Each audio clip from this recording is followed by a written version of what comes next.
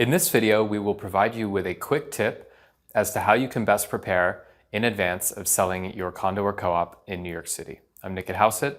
Visit houseit.com to learn how to save money if you're looking to buy, sell, or rent in New York City. We also cover the Hudson Valley, Long Island, as well as South Florida. So let's get started.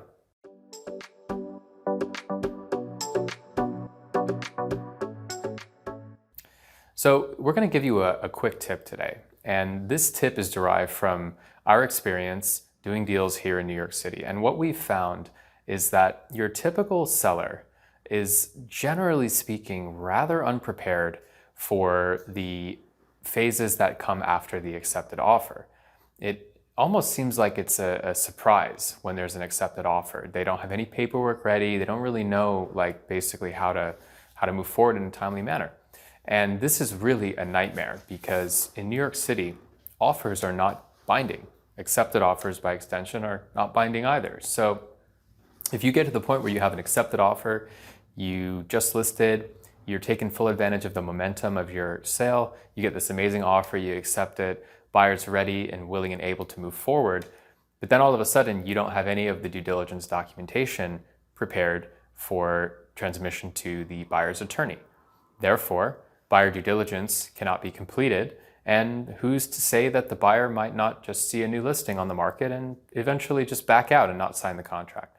So this is a long-winded way of saying that as a seller in New York City of a condo or co-op, the first thing you should do way before an accepted offer and way before you even list is to start going through your files and assembling all of the quote-unquote due diligence documentation that the buyer's attorney will need at the time of an accepted offer. This includes, but is not limited to, for example, the offering plan of your building and also the most recent 2 years of financials. You also would want to obtain the house rules, alteration agreement, decorative rider, basically all of the paperwork that is available on your building. Now, in theory, you should actually already have all of this because, for example, when you buy, you should have received a copy of the offering plan. Every year, as a unit owner, you should have received a copy of the financials from management. So this is really more of a homework exercise on your part to just go through your files and get everything together. We recommend putting everything in a Dropbox folder, and this way it can be very efficiently sent along with the deal sheet at the time of the accepted offer to the buyer's attorney. Now, some clients of ours ask, hey, I don't have the offering plan. What should I do? I don't have the financials. How do I get them? Well, the first point of contact should be your building's managing agent. In theory, they should give you the financials and other documents for free, but depending on your managing agent, they may charge fees for a duplicate financial statement, and almost always in the case of an offering plan, they will charge you some sort of fee, certainly for a physical copy. If you're lucky, your building might have a digital copy, and some managing agents will give that to you for free. So that would be ideal, obviously not having to pay.